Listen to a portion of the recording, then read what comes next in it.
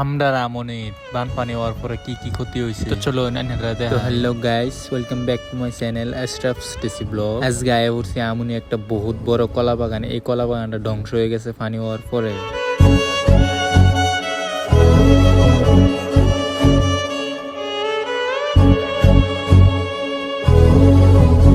Guys দেখবার হয়তো শুন, মানে আমরা আমনি পানি হওয়ার পরে কতটুক মানুষের ক্ষতি হয়েছে। আর এই যে কলা বাগান দেখবার হয়তো শুন, এই কলা বাগানটা বহুত বড় কলা বাগান, কিন্তু মানে কি কিছুই ব্যস্ত আসছে না, বহুত হচ্ছেন আর কি।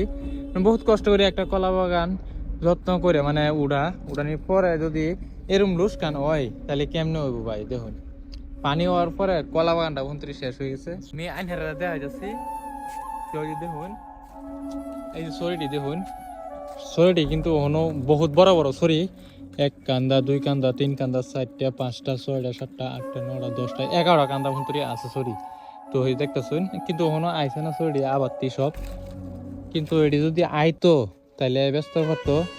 একটা ছড়ির দাম 300 থেকে 400 টাকা, মানে 100 ছড়ি বেচলে 30 থেকে 40,000 টাকাও। তো সব লুসকান হয়ে গেছে। যে করছে নাকি তার মানে বহুতই খারাপ লাগতেছে। কলা বাগানটা শেষ শেষ করে কলা কাটতে নিবার পাইছে না। এর মধ্যে পানিটা হয়েছে হগলে কলাটি আইবার আইলে হইলে মানে বাতি হয়ে গেলে হইলে এই যে এই ছড়িটা মনে হয় ব্যস্ত থাকবো। এটা অল্প আইছে, এই দেখছেন এটা মনে হয় ব্যস্ত থাকবো, কিন্তু সারা ছড়ি সব শেষ, সব ধ্বংস হয়ে গেছে। অ্যাকচুয়ালি পতারও মানে রোয়া লাগাইছেন যে এটা তো শেষই হয়ে গেছে। তো এই দেখুন কি সুন্দর সুন্দর গাছ সব পরে পরে শেষ হয়ে গেছে। তো বহুত ক্ষতি হয়েছে আমনি। তো আইনারা এটা মেসেজ দিলাম আর কি কি ক্ষতি হয়েছে সবাই আইনারা দেখেন পরবর্তী ভিডিওতে। তো আজকে এই কলাবানের ভিডিওটা আইনারে তুলে ধরলাম মানে সামনে।